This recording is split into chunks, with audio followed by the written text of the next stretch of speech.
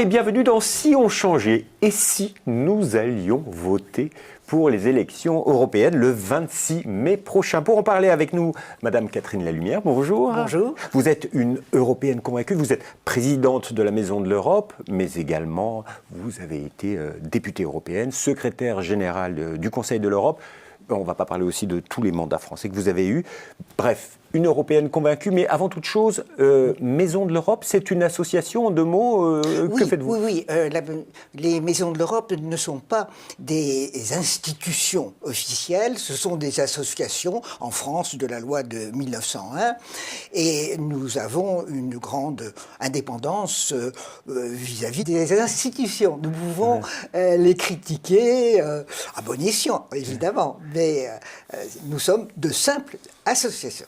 Alors, on voulait parler avec vous de ces élections, mais avant d'en parler, des enjeux autour de cette élection, je vous propose de découvrir un petit micro-trottoir qu'on a réalisé dans la rue avec quelques jeunes. Regardez. Je crois que c'est les élections européennes. Du coup, j'imagine les élections européennes. Non, pas du tout. Non. Les élections... Bien sûr, les élections européennes. Le représentant du pays, de notre pays, du coup, qui va nous représenter au sein des commissions européennes. Parlement européen, je crois, je suis pas tout à fait sûre. Ouais. Non, du Parlement, désolé. Non. Non, je serais pas capable. Honnêtement, non, aucun. Nathalie Loiseau. Oui. Et oui, voilà. Totalement. Je dirais plus citoyen français. C'est vrai qu'on n'en entend pas beaucoup parler, vraiment. On n'a pas beaucoup d'informations à ce sujet. C'est vrai que par rapport aux élections présidentielles, on en entend beaucoup moins parler, je trouve. C'est facile, on utilise tous des réseaux sociaux. Instagram, Facebook, Snapchat, Twitter.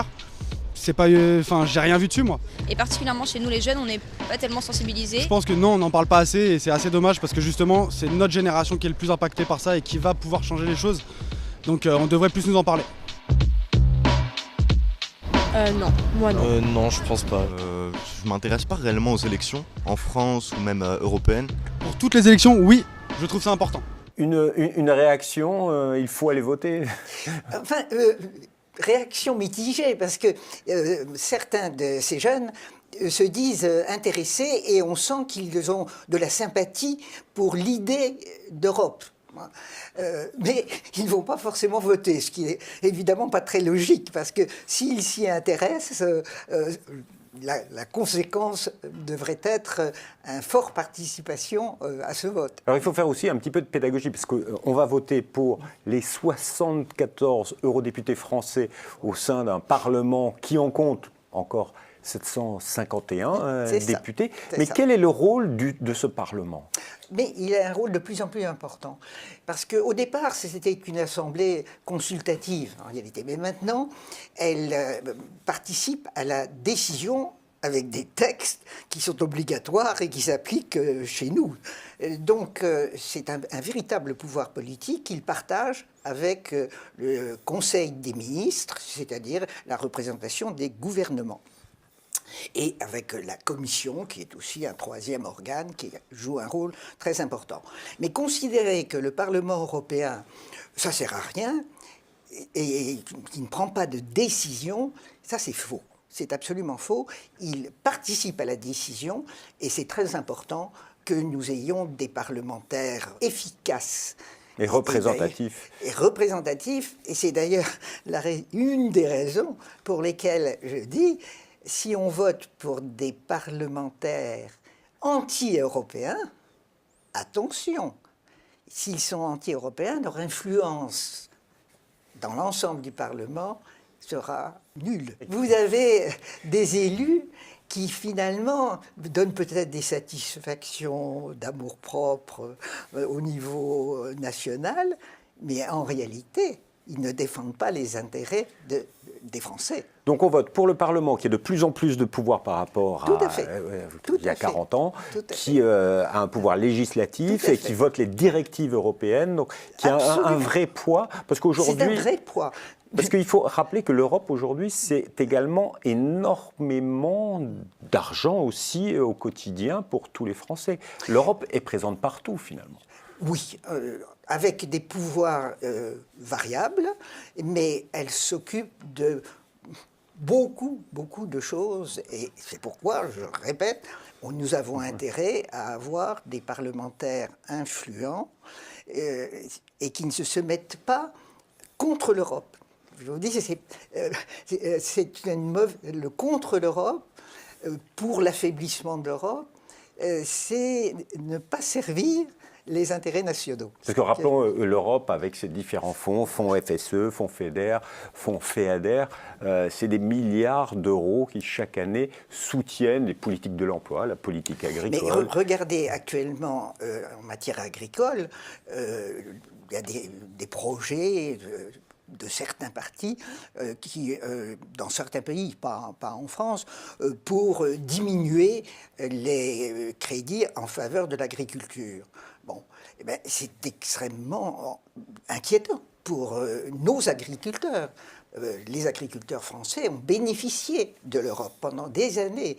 Donc, pour eux, c'est très important que nous soyons déterminés, forts et en mesure de défendre leurs intérêts et le développement de au notre niveau pays. du Parlement européen. Oui. Alors, pour terminer, si vous aviez 3 raisons à donner aux jeunes et moins jeunes qui nous écoutent pour aller voter le 26 mai prochain. Je crois que pour aller voter le 26 mai, ce n'est pas... Bon, il faut que nous soyons bien représentés au Parlement, il faut que l'institution soit aussi solide, cohérente que possible. Mais les raisons principales, ce n'est pas le fonctionnement des institutions. L'argument principal, ce sont les raisons pour lesquelles nous avons aujourd'hui besoin de l'Europe.